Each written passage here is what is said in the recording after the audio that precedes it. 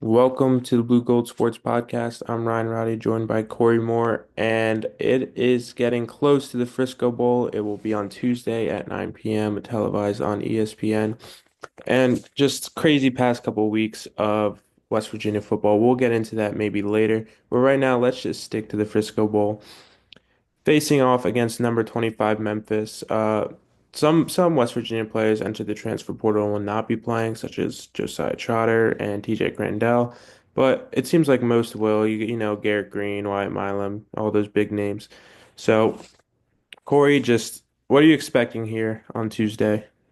Well, I'm expecting a high energy kind of game here. I think this is the last big hurrah for the Neil Brown era. Neil Brown's not going to be there. Obviously, Chad Scott taking over. I think the guys that are there now want to come in with the energy that they had at the very start of this season before that game, that opener against Penn State.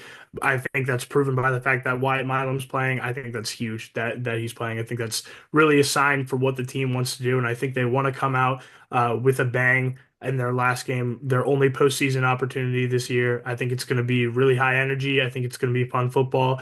And I think Garrett Green is going to get a nice opportunity to end his West Virginia career in high hopes. Yeah, most definitely. You think about Chad Scott, he's been offensive coordinator, running backs coach. I'm just so intrigued to see how he prepares his team. Obviously, he doesn't have much head coaching experience. He was the offensive coordinator, but really it was Neil Brown calling plays most of the time. So just to see how this goes, I mean, if Chad Scott puts on a show, I wouldn't rule him out being brought back by West Virginia. Maybe not as an offensive coordinator, but maybe he stays at running backs coach because I believe he has done a great job with Jaheim White. CJ Donaldson, even though he came in recruited as a tight end, he made him into an excellent running back who can really just score in various situations. But you look at this Memphis team, and I think it all starts with their quarterback, Seth Hannigan. He's had a ton of experience playing in college football, 4-year starter.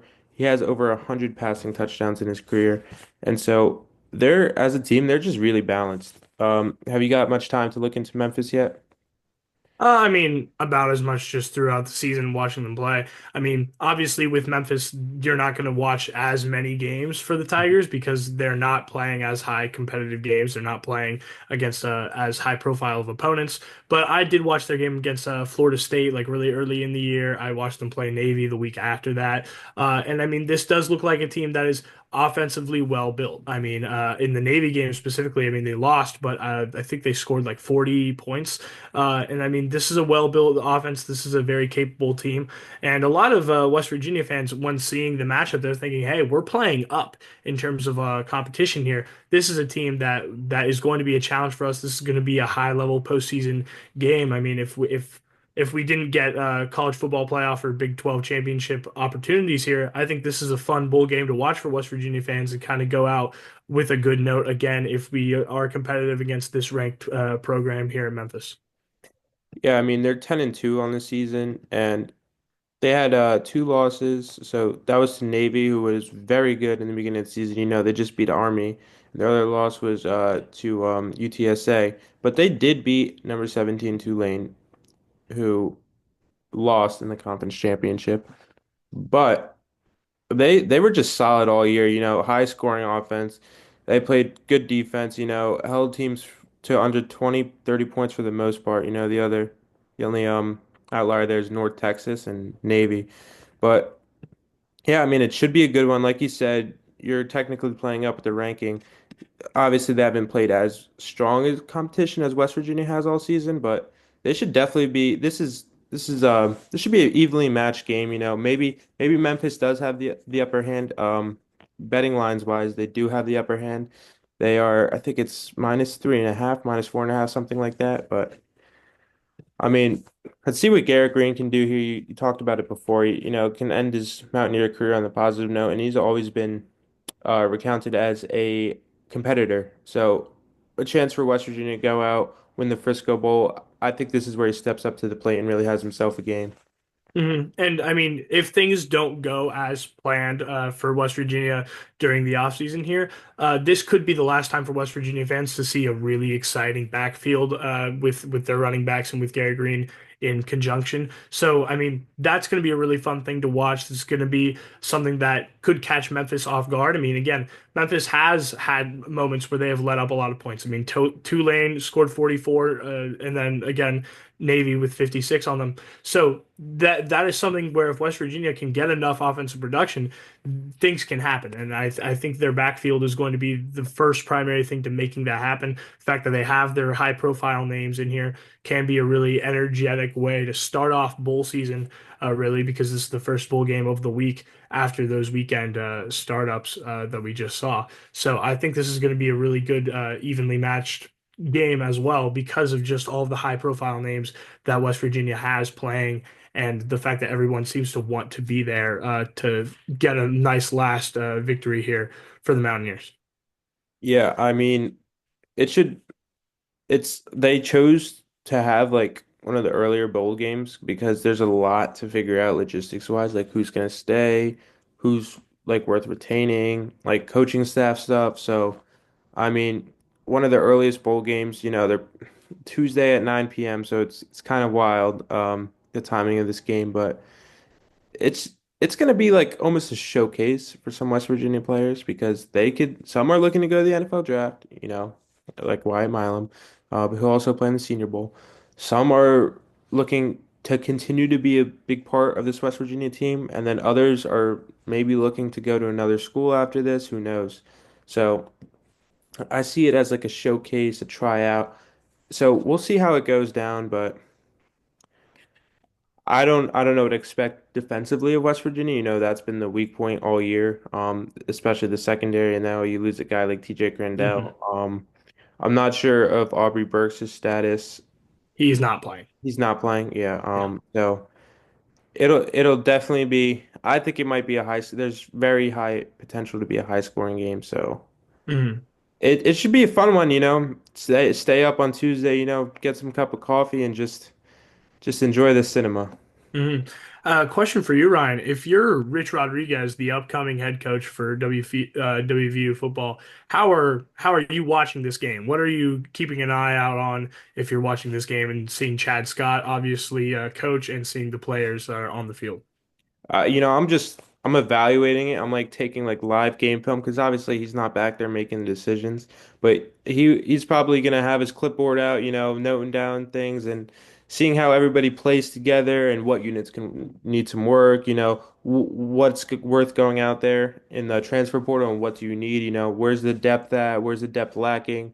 So, I mean, obviously just West Virginia just had a like crazy signing class for what we expected, flipped a couple guys, retained most. So he's also got to take that into account when he's thinking about depth. Like, hey, there's some freshmen, get them in early, get them experienced. But yeah, I mean, literally just like live film. I'm not sure if he's going to be there in person or I'm not sure if he's going to be back in Morgantown watching this game. But wherever he is watching this game, he needs to really just figure out everything that went right, everything that went wrong, and how can he continue to rebuild this team, retool this team so that he can have success in the near future.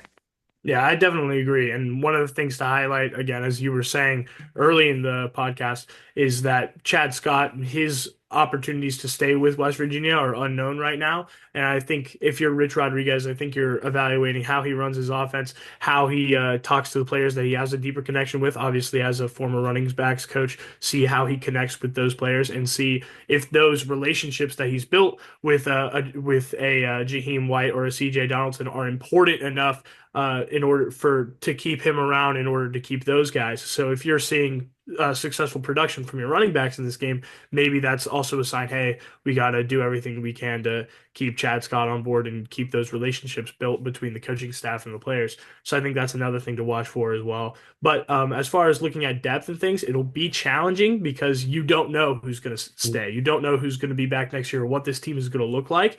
But I think it is important to watch how the team operates with the current coaching staff, with what remains of the current coaching staff, and see what kind of culture is built within the team now, and see how you can adapt that, evolve that, and what you can bring back and what you don't want to bring back coming into next season under your coaching staff.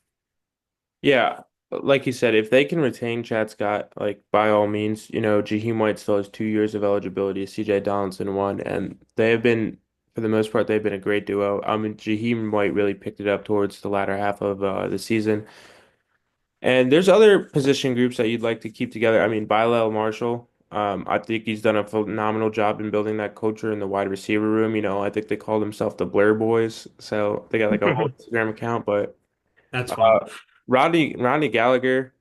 I mean, we didn't see a ton of production from him his freshman year, but he's really stepped it up. A couple touchdowns this year, and I know every single game you can expect at least one Rodney Gallagher end around from Neil Brown's play calling. But he's a guy Mm, I think you got to keep. I mean, local for the most part, and I think he could be huge in his last 2 years of college. So mm, that's something to take into account. Defensively, I mean, Jeff Coons was promoted to defensive coordinator. I don't think that's a role he's going to retain, but he did a great job in being inside linebackers coach. Josiah, he was really Josiah Trotter's like guy. You got Josiah Trotter to come with West Virginia, and Josiah Trotter currently in the transfer portal, but we don't know what's going to happen with that. I mean, people on the internet like to speculate. You put West Virginia football back in his bio, and then so all that stuff's going on. He could be a guy we see withdraws his name, but so there's just so much. This bowl game, I mean, for the most part, I think West Virginia is just looking to kind of get it over with. Not really. Obviously, they want to win, but it's something that you're like, all right, no more games left in the season. It's time to start thinking about next year, It's time to start mm, getting guys, retaining guys, figuring out the coaching staff and all that jazz. So, mm. For the players that are here now, for a Garrett Green, for a Wyatt Milam, this game is important. They don't want to yeah. just get over with. This is a very important game for them, and I think that's going to lead to exciting football. And the fact that we don't have much of a defensive presence right now, because of the people we've lost and because of what our defensive identity has been all year, I think that's going to make for an even more exciting game, honestly, because there will be not high level production from both teams offensively. But like you said, for a Ren Baker, for a Rich Rodriguez, this is something that they are like, okay, let's watch this, but it's not as huge as what's going on behind the scenes for everything else. So I think there's a lot of moving parts happening in Morgantown right now, and I think this is a good week to show it all off and see what happens going forward. Yeah, and let's talk a little bit about Rich Rodriguez. So on December 1st, West Virginia let Neil Brown go. And from that point, there's about 2 weeks of coaching search. So much speculation online. You heard some names in, some names out. Like I thought Andy Kotelnicki had a great chance, and then he was like, I said, you know what? I'm staying at Penn State. And then a guy like John Summerall, who was kind of in Mhm. the mix, he's like, you know what? I'm staying at Tulane.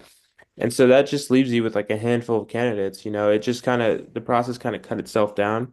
And then just the same day that it was announced that Rich Rodriguez in West Virginia's deal was close to completed, you hear, "Oh, Brian Hartline has been interviewed," and everyone's like, "Oh, you got to get that Yeah. guy." Young guy, one of the best recruiters in the nation, co-offensive coordinator at Ohio State." And honestly, I was like, "Oh my gosh, like Brian Hartline's in the mix now." Like it's just been a crazy coaching search. But then it ends in a reunion. Rich Rodriguez back to Morgantown, and to be honest, some fans weren't thrilled. Got that like loyalty aspect of, hey, you left us before, and like I don't know, but there's two parties together now. Like let's see how they perform. But after the Pat McAfee show in his press conference, I think everybody started spotting the ball at least a little bit. So it's just so interesting. So to see Mhm. the future of this Florida, I mean, sorry, this West Virginia program is going to be like very interesting.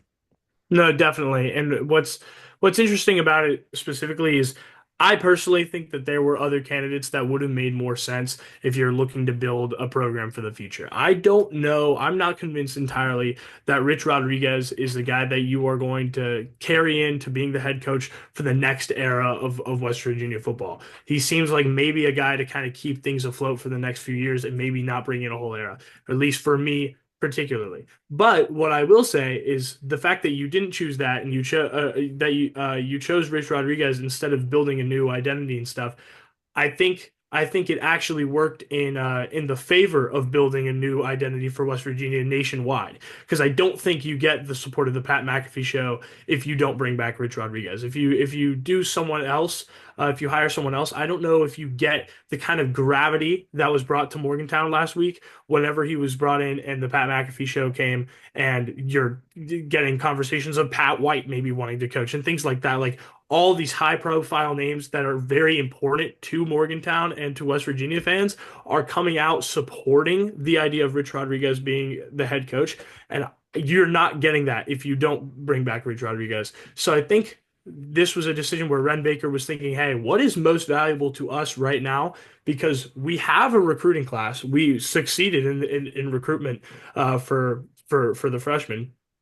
We have remaining players. We have a Nico Marchiol. We have a Jaheim White that might bring back, and we have a good wide receivers room that can come back as well. So what we need is to retain the culture and the trust of fans. And I know they were saying, hey, we don't want the fans to guide our decision, but the energy of Morgantown is important to the production of the team. I think the energy that was brought in at the beginning of this season was unlike anything we had ever seen before, and I think it was very important for Ren Baker to bring back that same kind of energy with a new coaching hire. And I think right now he has that with Rich Rodriguez, and I think that was an interesting thing to value. We'll see if that translates to success on the field. Yeah, I mean, and you can argue that that energy kind of hurt West Virginia. I mean, all season, all off season, so much hype. Like, oh, Penn State walking into Morgantown. Like it's gonna be like a brawl. Just such a letdown. And then you lose to Pitt in that fashion. I think if Rich Rodriguez loses to Pitt, there are gonna be full blown riots across the I state of I West Virginia. agree. It I is, think it will be a problem. yeah. I mean. Like some people are really excited about him now, but if he loses to Pitt, it's just gonna be like this the cycle all over again. Fire. But what you're thinking if you're a Ren Baker is that sure, it was a little bit of a disaster that everything kind of blew up in the face of Neil Brown this year, but you got to think of the reward, the potential reward of what if it didn't? What if they made the Big 12 championship like they were going to? That pays huge dividends for the future of Mountaineer football, for the current environment of Morgantown, for West Virginia University's publicity as a whole nationwide. That pays so many dividends forward. So I think he wanted every single opportunity to get that chance again. And even though you may not have an amazing season with Rich Rodriguez here next year, you have the opportunity to have the same sort of gravity as Neil Brown's season could have been this year. So if something goes really well for West Virginia this next season, then you can have the same kind of impact with a nationwide support of Pat McAfee and things like that. So I think Ren Baker really wanted every opportunity to make that happen again. And then if it doesn't happen again, if fans start rioting, if he loses to Pitt and things like that, then maybe you switch gears. That's maybe whenever you start looking towards a young coach and towards a new identity in general. But I think right now Ren Baker he saw an opportunity with Rich Rodriguez to get a second chance at the Neil Brown energy that they had entering the season, and he took it. And I think that's a smart thing to do. Yeah, I mean Rich Rodriguez, he's 61 years old. There's a huge argument that it's better off to go get a young head coach who can help navigate this new college football era better. But like Neil Brown, when they brought him in, he was what, 38, like same age as Hartline, I believe, is right now. But like Rich Rodriguez got the experience, he knows the West Virginia program from what it was almost a decade ago, or almost 2 decades ago now at this point. And he knows what is expected. He's been at the top, like Neil Brown wasn't ranked once in his 6 years at West Virginia. So Rich Rodriguez knows exactly what's expected of him. He knows the fan base better than anybody. So, I mean, just put it all together. Give Rich Rodriguez, what is his contract? Like 4 or 5 years?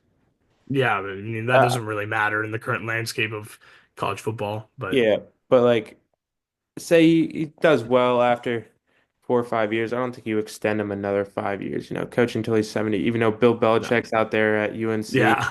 Oh my, that's a different conversation. But it's just this new era of college football. It is you got to be so personable to the players, and that's the thing that Neil Brown did so well of. He like built such a He culture. built such genuine connections with all of his Yeah. players. And not even just his players, his staff, like people around the university. Hmm. He set up the Chambers Elite program along with John Chambers and his wife, obviously. But like the fifth quarter program, like he was building character. Unfortunately, he wasn't building like high producing successful teams for the most Hmm. part, but he built players that will continue to be successful after their time at West Virginia Hmm. University. And that's what I honestly respect so much of Neil Brown. He was such a great person. It's just so unfortunate that he wasn't a great coach. I mean, Ren Baker extended him right before the season, like during the off season. And that's going to be something you go back to and be like, wow, well, that was interesting. But so it's just for West Virginia you don't know what's going to happen. I mean, you're obviously excited. A coaching changes can be good sometimes. So we'll see how they do. First Hmm. starts with the Frisco Bowl on Tuesday and just seeing like yeah, just kind of like a little evaluation. Yep. I mean, I think the Neil Brown era of West Virginia football is an interesting one. Looking like 15 years from now, I think it's going to be an interesting thing to look back at. I mean, like you said, you have potentially really successful professional players coming out of that, depending on what Wyatt Milam does, what Beanie Bishop continues to do, what Zach Frazier continues to do. So, I mean, it's an interesting era in terms of players, in terms of names, but the success isn't necessarily there. And I think the Rodriguez hire is an interesting one because you don't know what kind of culture he's going to build. This isn't a guy that you're necessarily expecting to come in and build fundraisers and build programs and things like that, like Neil Brown was doing that you were talking about. But it more mirrors the kind of current idea of college athletics where players are in and out in a couple of years and going tossing around in transfer portals every single year is you have to win now in that kind of situation. That's kind of what the Rich Rodriguez hire is mirroring. It's mirroring a win now opportunity. So I think it's an interesting hire. It's just what does that mean for West Virginia University going forward? Will be something that we'll have to watch next season. And I don't know how long it's going to last, but we'll see how that goes. Yeah, I don't know how much faith I have in Rich Rodriguez, but I do have faith in Ren Baker. He nailed the women's and the men's basketball hires. I mean, we're still waiting for Jen Greeny to pan out a little bit, give her some time in the volleyball program. But just like Ren Baker, if people say, oh, the donors pushed him, the donors did this, but if he didn't want Rich Rodriguez, he would not have hired him. No. So bringing back an old friend, bringing back an old friend that had success, and looking forward to the future, the near future, because like I said, we don't know how much longer Rich Rodriguez is going to want to coach. But just giving the fans a couple years of football. It could be very successful. Could be kind of what we saw like with Neil Brown because now West Virginia's playing in a power conference. Back when Rodriguez was coaching, they were still in the Big East. So it's just like only time will tell with this. So and then we got the Frisco Bowl Tuesday on ESPN at 9 p.m. So I believe we're gonna leave it at that. For Corey Moore, I'm Ryan Roddy. Thanks for joining us today.